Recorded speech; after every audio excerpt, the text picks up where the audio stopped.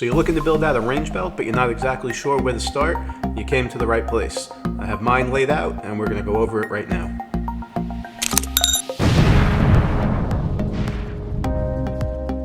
Alright, so you're in the market for a range belt or a battle belt. You're not sure where to start, but I have a good spot for you, and it's right here on my table. So this video is really intended for a range belt or a battle belt. If you're looking to set up something like a competition belt, that's a completely different setup. This is not the video for you, but if you're looking to set up a range belt or a battle belt, just stick around because we're going to go over mine right now.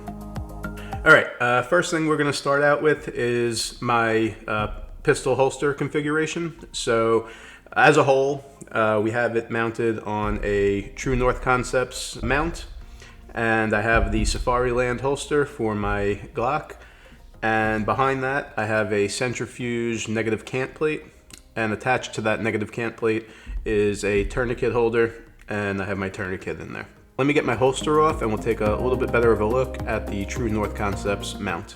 Alright, now that I got my holster off, let's take a look at the mount that I'm using. So this True North Concepts mount is awesome. It allowed you to adjust the ride height of your holster, and it's got the QLS plate on here, which gives me the opportunity to have different pistols with different holsters with the QLS fork on it that I could just slide into here. So I can swap out guns and holsters anytime I want, and that's how I like it. Mounted behind this plate, I have a thigh strap, and this goes around my thigh, obviously, but what for? It prevents the holster from tilting up forward when you're drawing your pistol, okay? So once you lock this in here and you put this thigh strap around your thigh, it's going to prevent the bottom of this from flaring out when you're drawing your pistol. All right, let's take a look at the mounts on the back of here. I have the Safariland fork on the back of here, which obviously interacts with the mounting plate. You can see the centrifuge negative cant mount here, and you can see how I have the tourniquet holster mounted up to that. So it gives me one consolidated package for my pistol and for my tourniquet. They're always going to be together, and I think it's a really awesome setup. Up on the top here, I have the OT Defense nub mod. Makes it super easy to get your thumb on there to release your pistol. This holster is the Safariland 6354DO 2832. It's for a Glock 19 and a Glock 23 with a Surefire X300, which is pretty much what I'm running. So moving down, we're going to talk about this pouch right here. This is a very inexpensive Tacticon pouch from Amazon. I keep my Leatherman Wave in here, and it works fine. Holds it secure so it's not popping out. I haven't had a problem with this yet, so I'm just going to leave it. Working our way down, I have my medical. So this is a T-Rex Arms Med 1. On the bottom of it, I have a tourniquet mounted. I have a medical identifier on here, as well as a infrared American flag for night shooting. And then I have a panel with some loops on it, and I'll just stick various things in there. Sometimes chem lights, sometimes Sharpies, sometimes batteries. Just depends what I need that day. Continuing to move to the left is another T-Rex Arms product. This is their dump pouch. I've tried a few different variations of dump pouches. I've kind of made my way back to this one, and I'll tell you why. I used to have one that mounted underneath my pistol magazines. It was super slim, saved a lot of molly space on my belt, but at the end of the day, it was very thin, it flopped around a lot, and I just didn't like it. So I ended up going back to the T-Rex Arms pouch because it's got this section up at the top that kind of covers over whatever you have in there, so if you're running around, things are not bouncing out. It's also got these loops down here, which you can run some type of a bungee cord through that they supply, and you can wrap that bungee cord around your leg so that your dump pouch is not flapping as you're running. I don't have it on there right now, but I do put it back on occasionally when I know I'm going to be running. Alright, moving down, I have the Blue Force Gear Boo Boo pouch. I just keep a couple of basic things in here. I keep Band-Aids, chapstick, I keep a bit kit for my Leatherman, I keep a spare CR123 battery, and I keep a extension driver for my bit kit in there. So that's all I have in there, just quick and easy things that I might need on the range where I don't want to have to run back to my range bag and get the full toolkit out. Moving down to the magazine pouches, I'm running 1 rifle and 2 pistol. You'll see I have the rifle and the pistol running up and down, and I have 1 pistol running at a 40 degree. These are all S-Tac Kiwi pouches, and I was playing around with these in different configurations. I was doing 2 canted pistol pouches, and then 1 regular rifle pouch. I didn't really like it, so I went back to 1 pistol and 1 rifle going straight up and down, and just 1 40 degree pistol, which is what works good for me. At one point, these used to be connected. I cut them in half just to experiment with different positions. You can see some of them starting to rip now. It's not a very big deal. They'll still function just fine, and I'll run them until they fail.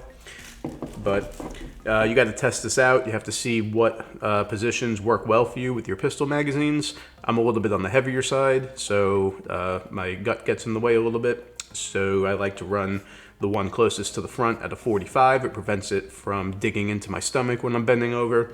That's just me. Your body mechanics and your body size are going to be different, so do what works for you. 2 canted may work for you. Straight up and down might work. Just play with it. See what you like. All right, let's flip this belt around. I want to look at the backside and the attachments that I have. As you can see, I'm running a lot of 1 wrap on here. I like the 1 wrap. I've never had a problem with it. I've never ripped any of these off by mistake or just by being too rough. What's good about them is they are a hook on the back of here, which is also in alignment with the hook on the back of my belt, which, you guessed it, interfaces nicely with my inner belt, which is loop. So by putting all of these pouches on here and having this all as hook, we're not losing any of the attachment points to our inner belt, which is fantastic. So I've been running these on here for about a year. I haven't taken them off. They haven't come off and they haven't ripped. So I'm liking them so far. This is the 1-inch 1 wrap. It does come in different widths. These are the 1-inch in case you want to buy these. Moving down to the dump pouch. The T-Rex Arms dump pouch comes with its own proprietary mounting system. This is just a piece of fabric with a hook and loop on it, and it wraps around the belt and stays put.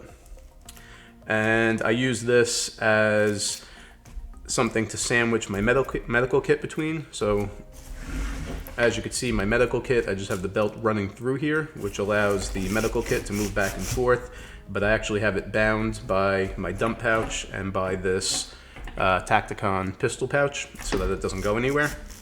This dump pouch, when I put the belt on, is not in the small of my back.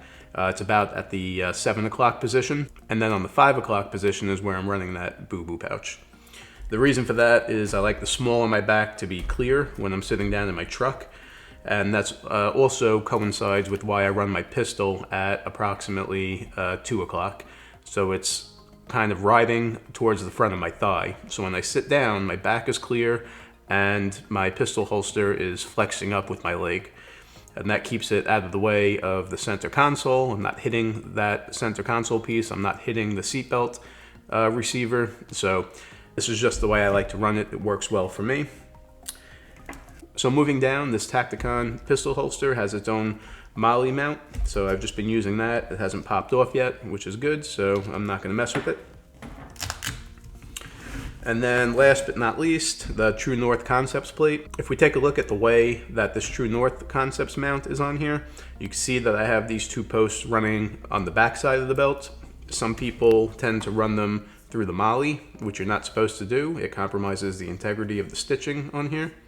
So just make sure that when you mount this, that you're putting it over the belt completely and just tightening the screws down. It stays in place just fine. You don't have to worry about it sliding back and forth. Okay? I'll leave links to all these things down in the description so you can check them out, see if they are in your price range. If they are, you could purchase them.